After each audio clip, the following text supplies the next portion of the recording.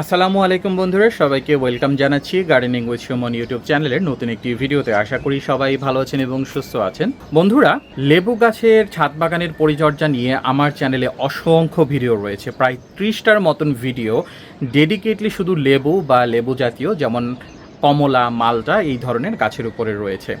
তারপরেও বিভিন্ন সময়ে আপনাদের বিভিন্ন কোশ্চেন থাকে লেবু গাছ রিলেটেড, সেখানে আপনারা সার, মাটির ব্যবস্থাপনা, কীটনাশক বা বিভিন্ন সমস্যা নিয়ে কথা বলেন। আজকের ভিডিওর মূল টপিক হলো মাস অনুযায়ী এবং গাছের কন্ডিশন অনুযায়ী কী ধরনের সার আমাদের লেবু গাছে প্রয়োগ করা প্রয়োজন, কতদিন পর পরে লেবু গাছে সার প্রয়োগ করব, কতটুকু সার প্রয়োগ করব, এই টোটাল জিনিসটা নিয়ে আজকে আমরা আলোচনা করব। সো চলুন কথা না বাড়িয়ে মূল ভিডিওতে চলে যাওয়া যাক।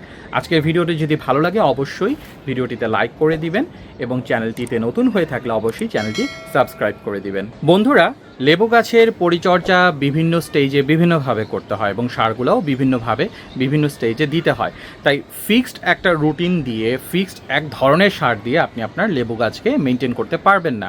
এবং লেবু গাছকে মূলত বলা হয় হাই ফিডিং একটা গাছ, মানে এর খাবারের চাহিদা অনেক বেশি থাকে। অনেক সময় আমাদের একটা ভুল ধারণা থাকে যে বেশি সার দিলেই হয়তো বা গাছের গ্রোথ ভালো হবে, গাছে ফল ভালো আসবে, কিন্তু এই ধারণাটা ঠিক না। বিশেষ করে লেবু গাছের ক্ষেত্রে কনসিস্টেন্টলি অল্প গ্যাপ দিয়ে দিয়ে সার প্রয়োগ করতে হয় যদি আপনি লেবু গাছ থেকে ভালো একটা ফলাফল চান। আমি বলবো 20 থেকে 25 দিন ম্যাক্সিমাম গ্যাপ দিয়ে আপনারা লেবু গাছে সার প্রয়োগ করুন। তবে হ্যাঁ, কতটুকু সার প্রয়োগ করবেন, কোন পার্টিকুলার মাসে বা সিজনে বা লেবু গাছের কোন পার্টিকুলার অবস্থায় কী সার প্রয়োগ করবেন সেটি নিয়েই আজকে ডিটেলসে আলোচনা করব। বন্ধুরা, লেবু গাছে বা যে কোনো গাছে আমরা সাধারণত যেই সারগুলো দিয়ে থাকি, দুই ধরনের মূলত সার হয়ে থাকে। একটি হলো মাইক্রো আর একটি হলো ম্যাক্রো। ম্যাক্রো মানে হলো যেটা বেশি পরিমাণে লাগে এবং ঘন ঘন লাগে, আর মাইক্রোটা হলো যেটা অল্প পরিমাণে লাগে, বিশেষ কিছু পরিস্থিতিতে ওই সারগুলো লাগে। আপনারা জিনিসগুলো অলরেডি জানেন, তারপরও আমি আপনাদেরকে একটু শর্টলি বলে দিচ্ছি কোন সারের আসলে কী কাজ। প্রথমে যদি বলি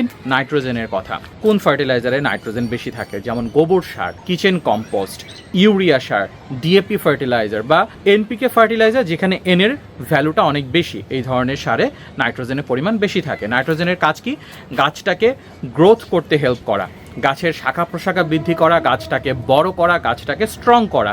সো যখন আপনার গাছটাকে গ্রোথ করার সময় হবে, শাখা প্রশাখা বের হচ্ছে, নতুন পাতা বের হচ্ছে, তখন কিন্তু আপনার এমনিতেই নাইট্রোজেনের পরিমাণটা একটু বেশি লাগবে।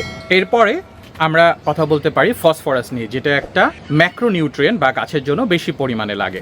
ফসফরাসের মূল কাজই হলো গাছের শেকড় বা রুট সিস্টেমটার ডেভেলপ করা। নাইট্রোজেন যেমন গাছের উপরের দিকে বৃদ্ধি করে, ফসফরাসটা গাছের রুট সিস্টেমটাকে বৃদ্ধি করে এবং ভালো রুট মানেই হলো আপনার সুস্থ সবল গাছ এবং পরবর্তীতে আপনি ভালো ফলন পাবেন। অনেক সময় আমাদের গাছের উপরটা অনেক ভালো হয়, রুট সিস্টেমে রুট বাউন্ড তৈরি হয়ে যায় বা শেকড় অনেকটা পেঁচিয়ে যায় বা রুট সিস্টেম অত ভালো গ্রো করে না, এ কারণেও কিন্তু আমাদের অনেক সময় ভালো ফলাফল আমরা গাছ থেকে পাই না। সো ফসফরাস আমাদের রুট সিস্টেম ডেভেলপমেন্ট করতে হেল্প করে। আরও একটা কাজ করে, সেটা হলো গাছের রিপ্রোডাক্টিভ সিস্টেম বাড়াতে হেল্প করে। রিপ্রোডাক্টিভ মানে কি? ফল কিন্তু গাছ তার বংশ বিস্তারের উদ্দেশ্যেই তৈরি করে। তো এই বংশ বিস্তারের জন্য ফসফরাসের অনুদান অনেক, কিন্তু ফসফরাসই কিন্তু সব না। ফসফরাস ছাড়াও গাছে ফল নিয়ে আসার জন্য বা ফুল নিয়ে আসার জন্য আদার্স জিনিসেরও প্রয়োজন রয়েছে। আমাদের একটা ভুল ধারণা থাকে যে গাছে বেশি ফসফরাস দিলেই হয়তো বা আমাদের গাছে বেশি ফুল এবং ফল আসবে, যেটা একদমই ঠিক না। অবশ্যই পরিমাণ মতো দিতে হবে, বেশি দিলেই আসলে সবসময় ভালো রেজাল্ট পাওয়া যায়, বিষয়টা এরকম না। কোন ধরনের ফার্টিলাইজারে ফসফরাস থাকে? অর্গানিক উপায় যদি বলি, ছাই, যেটা হলো কাঠ কয়লার ছাই, হাড়ের গুঁড়া, এই ধরনের ফার্টিলাইজারে ফসফরাসের পরিমাণ বেশি থাকে। এছাড়া যে কোনো অর্গানিক ফার্টিলাইজারেও যথেষ্ট পরিমাণে ফসফরাস থাকে। আর রাসায়নিক উপাদান হিসেবে আপনারা DAP fertiliser, try super phosphate, যেটাকে টিএসপি বলে, এটাও আপনারা ব্যবহার করতে পারেন। এরপরে যদি পটাশিয়ামের কথা বলি, এটাও একটা ম্যাক্রোনিউট্রিয়েন্ট, এটা গাছে বেশি পরিমাণে লাগে। গাছে মূলত যখন ফল চলে আসে, ফলের আকার বৃদ্ধি করতে, ফলটাকে ভালোভাবে গ্রো করার জন্য এই পটাশিয়ামটা বেশি প্রয়োজন পড়ে। এখানে আমাদের আরও একটা ভুল ধারণা থাকে যে গাছে যখন শুধু ফল আসে তখনই মনে হয় পটাশিয়ামের প্রয়োজন বেশি পড়ে। আসলে তা না, নর্মাল সময়েও গাছের পটাশিয়ামের পরিমাণ বেশি লাগে। এই জন্যই মূলত এইটি একটি ম্যাক্রোনিউট্রিয়েন্ট। গাছ তো আসলে শেকড়ের মাধ্যমে খাবার পানিগুলো নেয়, এগুলো তো ঠিকঠাক মতো পাতা এবং ফলে পৌঁছাতে হবে। আমাদের বডিতে যেমন বিভিন্ন নার্ভ এবং ভেইন সিস্টেম থাকে, মানে রগ থাকে, এগুলো দিয়ে ব্লাডটা ঠিক মতন ট্রান্সফার না হলে আমাদের বিভিন্ন অসুস্থতা তৈরি হয়, গাছেরও ঠিক সেম এবং গাছের যাতে সব খাদ্য উপাদান সব জায়গায় ঠিকভাবে পৌঁছাতে পারে, মাটি থেকে যাতে ঠিকভাবে নিয়ে শেকড়টা গাছের সব জায়গায় পৌঁছে দিতে পারে, এই জন্য কিন্তু প্রচুর পরিমাণে পটাশিয়ামের প্রয়োজন পড়ে। মানে গাছকে হেলদি রাখার জন্য পটাশিয়ামের অনেক গুরুত্ব রয়েছে। পটাশিয়াম আমরা কোথায় পাই? কলার খোসা, পেঁয়াজ ভেজানো পানি, অর্গানিক উপায়, এগুলোতে প্রচুর পরিমাণে পটাশিয়াম থাকে। আবার কাঠকয়লার যে ছাই, এখানেও কিন্তু পটাশিয়াম অনেক থাকে, মানে ফসফরাসও থাকে, পটাশিয়ামও থাকে। এছাড়াও SOP fertiliser, sulphate of potash, যেটা হলো রাসায়নিক উপাদান হিসেবে আপনারা ব্যবহার করতে পারেন। MOP fertiliser, muriate of potash, যেটাকে লাল পটাশ বলি আমরা, লবণের মতন দেখতে লাল, এখানেও প্রচুর পরিমাণে পটাশিয়াম রয়েছে। এছাড়াও এনপিকে যে ফার্টিলাইজার রয়েছে, এই কেটাও আসলে পটাশিয়ামটা ইন্ডিকেট করে। সো কে এর ভ্যালু বেশি রয়েছে এমন কোনো এনপিকে ফার্টিলাইজারটাই, মানে 3 নাম্বার ভ্যালুটা বেশি রয়েছে এমন কোনো রাসায়নিক ফার্টিলাইজারই আপনারা পটাশিয়াম পেয়ে যাবেন।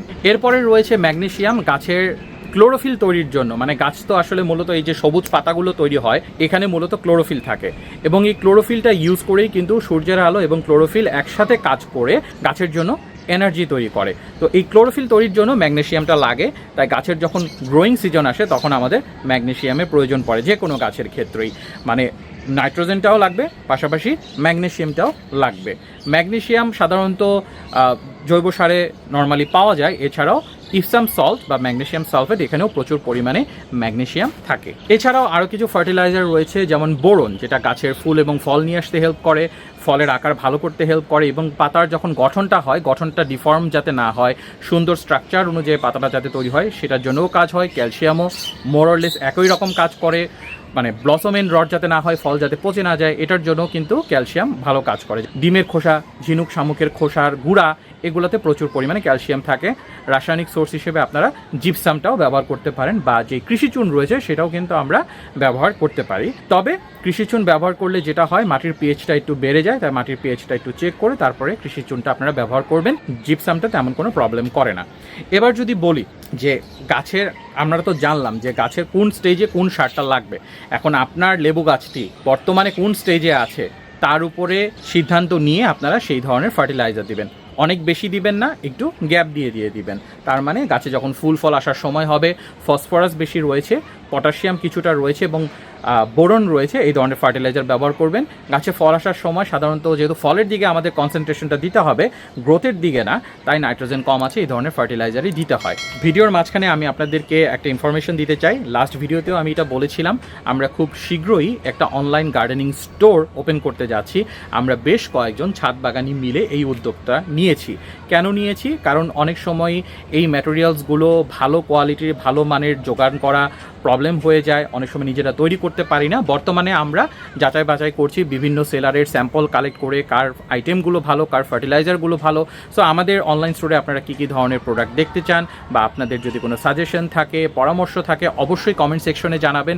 আমরা সেগুলো অবশ্যই আমলে নেওয়ার চেষ্টা করব। এবং যেহেতু আমরা সবাই ছাদ বাগানি যারা এই অনলাইন স্টোরটা খুলছি, তাই আমাদের থেকে অবশ্যই ভালো কিছু আপনারা আশা করতে পারেন, এবং আপনাদের ফিডব্যাক আমরা অবশ্যই আমলে নিয়ে সেই অনুযায়ী কাজ করার চেষ্টা করব। 2 থেকে 3 মাসের মধ্যে ইনশাআল্লাহ আমরা আমাদের এই অনলাইন স্টোরটা চালু করে ফেলবো। এবার যদি ফাইনাল যে কোশ্চেন, যে আমি আগেই বলেছি কতদিন গ্যাপে দিবেন, 20 থেকে 25 দিন, বাট প্রতি মাসে কোন মাসে, যেহেতু বললাম যে ব্যালেন্স একটা ফার্টিলাইজার দিয়ে সবসময় আসলে কাজ হয় না, গাছের টাইম ভেদে সারগুলো দিতে হয়। এবার একদম সহজ উপায়ে, আগের বিষয়গুলো যদি কমপ্লেক্স মনে হয়, কোন মাসে কী ধরনের সার দিবেন তার আমার একটা লিস্ট আমি তৈরি করেছি, সেটা আমি আপনাদেরকে এখন বলে দিচ্ছি। এখন যেহেতু অগাস্ট মাস চলছে, তাই অগাস্ট মাস থেকেই শুরু করছি কী ধরনের ফার্টিলাইজার আপনারা দিবেন। লেবু গাছে অগাস্ট মাসে আপনারা একটা ব্যালেন্স ফার্টিলাইজার দিবেন, যেখানে এনপিকে মানে নাইট্রোজেন, ফসফরাস এবং পটাশ ব্যালেন্স অবস্থায় রয়েছে। খুব বেশি দেবেন না, অল্প পরিমাণে দেবেন। কথার কথা, আপনার যদি একটা মিডিয়াম সাইজের পাত্রে 3-4 বছরের বা 2-3 বছরের একটা লেবু গাছ থাকে, সেইখানে অর্গানিক ফার্টিলাইজার হিসেবে 2 থেকে 250 গ্রাম ম্যাক্সিমাম ফার্টিলাইজার আপনারা ব্যবহার করতে পারেন। রাসায়নিক সার ব্যবহার না করাই ভালো, বিশেষ করে এই অগাস্ট মাসে রাসায়নিক সার ব্যবহার করার কোনো প্রয়োজন নেই, কারণ এই সময় আমাদের মেন টার্গেট হলো গাছটাকে জাস্ট মেনটেন রাখা। সেপ্টেম্বর মাসেও একই, আপনি যেই ফার্টিলাইজারটা অগাস্ট মাসে দিচ্ছেন, এইরকম একটা মেনটেন করার জন্য ব্যালেন্স ফার্টিলাইজার ওই 2 থেকে 250 গ্রাম পরিমাণে পার গাছ প্রতি হাফ ড্রাম সাইজের একটা গাছের মধ্যে আপনারা দিয়ে দিবেন। পাত্রের সাইজ যদি ছোট হয়, গাছ যদি ছোট হয়, তাহলে তার অর্ধেক করে আপনারা দিয়ে দিবেন। অক্টোবর মাসে আমাদের এই সার দেওয়ার পরিমাণটা একটু কমিয়ে নিয়ে আসতে হবে। অক্টোবর মাসে আস্তে আস্তে যেহেতু শীতকাল চলে আসবে এবং লেবু গাছ, বেশিরভাগ লেবু গাছই অক্টোবর মাসে ডরমেন্ট পিরিয়ডে চলে যায়, মানে এই সময় তার গ্রোথও হবে না, ফল টলও খুব একটা আসবে না। তাই মেনটেন্যান্সের জন্য আমরা যেই সারটা অগাস্ট বা সেপ্টেম্বর মাসে দিয়েছিলাম তার অর্ধেক পরিমাণে ওই একই পাত্রে আমরা ইউজ করব। আপনার কতটুকু পাত্রে কতটুকু লাগবে তা তো আপনি নিজে ক্যালকুলেট করবেন, তার অর্ধেক পরিমাণ আমরা এই অক্টোবর মাসে দেব। এরপর যদি চলে আসে আমাদের নভেম্বর মাস, তখন মোটামুটি ভালো পরিমাণে ঠান্ডা পড়ে যায় এবং গাছ পুরোপুরি ডরমেন্ট পিরিয়ডে চলে যায়। আমাদের রেগুলার গাছে পানি দেওয়ার দরকার নেই, মাটি চেক করে প্রয়োজন ভেদে আমরা পানি দেব। অনেকে বলে আবার নভেম্বর ডিসেম্বরে গাছে একদমই পানি দেওয়া উচিত না, বিষয়টা আসলে তা না। টবের গাছের ক্ষেত্রে অবশ্যই আপনাকে অল্প পরিমাণে পানি দিতে হবে, কারণ বাইরে থেকে তো পানি পাওয়ার এর কোনো সুযোগ নেই। আর ফার্টিলাইজারের ক্ষেত্রে নভেম্বর মাসে আপনি শুধুমাত্র ফসফরাস বেশি আছে অর্গানিক ফার্টিলাইজার, যেমন হাড়ের গুঁড়া বা ছাই, কাঠকয়লার ছাই, এইটা ব্যবহার করবেন, কারণ এটা আস্তে আস্তে মাটিতে ডাইজেস্ট হয়ে গাছকে ফসফরাস দিতে দিতে মোটামুটি জানুয়ারি ফেব্রুয়ারি চলে আসবে। তখন কিন্তু গাছের এই ফসফরাসের অনেক চাহিদা থাকবে, কারণ তখন লেবু গাছে ফুল আসা শুরু হয়ে যাবে, কিছু নতুন গ্রোথও আসবে। তাই এই ফার্টিলাইজারটা শুধু এখন দিবেন।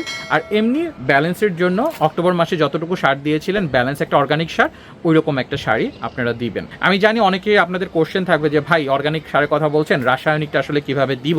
রাসায়নিক আমি বলবো না দেওয়াটাই ভালো, বিশেষ করে এই মাসগুলোতে অর্গানিক না থাকলে রাসায়নিক খুব একটা দেওয়ার দরকার নেই। দিলে সর্বোচ্চ 5 থেকে 10 গ্রাম পরিমাণে পটাশিয়াম, 5 থেকে 10 গ্রাম পরিমাণে ডিএপি ফার্টিলাইজার, ইউরিয়া বা অন্য কোনো ফার্টিলাইজার না, এবং 1 চা চামচ পরিমাণে ম্যাগনেসিয়ামের যে সোর্স ইপসাম সল্ট সেটা দিয়ে দিতে পারেন। বোরন বা এগুলো কিছু দেওয়ার দরকার নেই, কারণ এটা এখন কোনো কাজে আসবে না।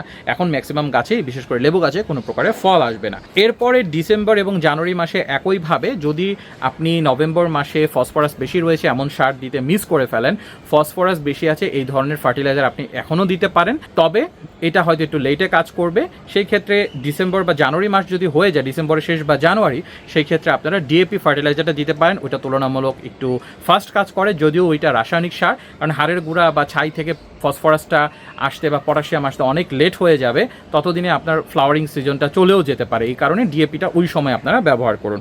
আর জানুয়ারি বা ফেব্রুয়ারি মাস এটা হলো ফুললি ফ্লাওয়ারিং সিজন, এই সময় আলাদা করে নাইট্রোজেন বেশি আছে এমন কোনো ফার্টিলাইজার দিবেন না। যদি স্টিল আপনি ওই ডিসেম্বর জানুয়ারিতে ফসফরাস বেশি আছে এমন সার দেওয়া মিস করেন, তাহলে কিছুটা ফসফরাস আপনারা দিয়ে দিতে পারেন। এপ্রিল মাস মূলত ফুল একদম প্রপারলি সেট হয়ে যাওয়া এবং ফল সেট হয়ে যাওয়ার সময়, এবং এই সময়ে আপনারা পটাশিয়াম এবং ফসফরাস বেশি রয়েছে, শুধুমাত্র এরকম সারই দিবেন। প্লাস অবশ্যই বোরন এবং ম্যাগনেসিয়ামটা দেওয়ার চেষ্টা করবেন, নাইট্রোজেন কম আছে এই ধরনের ফার্টিলাইজার আপনারা দিবেন।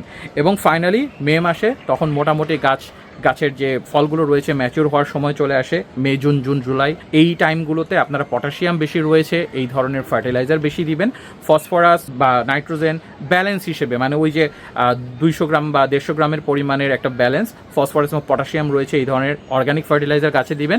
পটাশিয়ামের সোর্স হিসেবে আপনারা চেষ্টা করবেন এই যে ফেব্রুয়ারি থেকে শুরু করে জুন জুলাই পর্যন্ত প্রতি 15 দিনে একবার লিকুইড একটা ফার্টিলাইজার দেওয়ার জন্য, সেটা কলার খোসা ভেজানো পানিও হতে পারে অথবা পেঁয়াজ খোসা ভেজানো পানিও হতে পারে, এগুলো আপনারা গাছে দিয়ে দিবেন। সো মোটামুটি সারা বছরের কোন মাসে কীরকম কোন সারটা কম বেশি দিবেন এর একটা আইডিয়া পেয়ে গেছেন। আর ভিডিও শুরুতে যেহেতু আমি বলেছি কোন ফার্টিলাইজারের কী কাজ, আপনার ওই গাছের, কারণ এক এক গাছে তো ফুল ফল এক এক সময় আসবে, সব গাছ তো সেম না।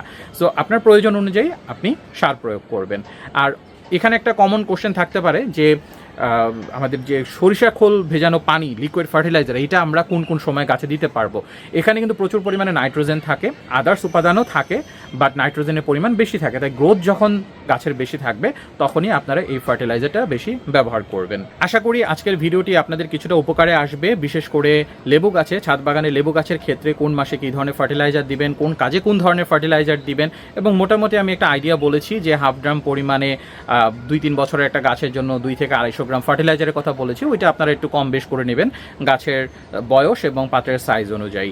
এবং ভিডিওটি যদি উপকারে লাগে তাহলে আমি অনেক বেশি খুশি হব, এবং যদি ভিডিওটি আপনাদের ভালো লাগে তাহলে ভিডিওটিতে অবশ্যই লাইক করে দিবেন এবং চ্যানেলটি সাবস্ক্রাইব করে রাখবেন। আমার চ্যানেলে আপনাদের জন্য 200+ ভিডিও রয়েছে এবং লেবু গাছ রিলেটেড 30টা ভিডিও রয়েছে, আমি আগেই বলেছি। সো কোনো না কোনো ভিডিও হয়তো বা আপনাদের উপকারে লেগে যাবে। সবাইকে আমার পরবর্তী ভিডিও দেখার আমন্ত্রণ জানিয়ে আজকের ভিডিও এখানেই শেষ করছি। সবাই ভালো থাকবেন, আল্লাহ হাফিজ এবং আসসালামু আলাইকুম।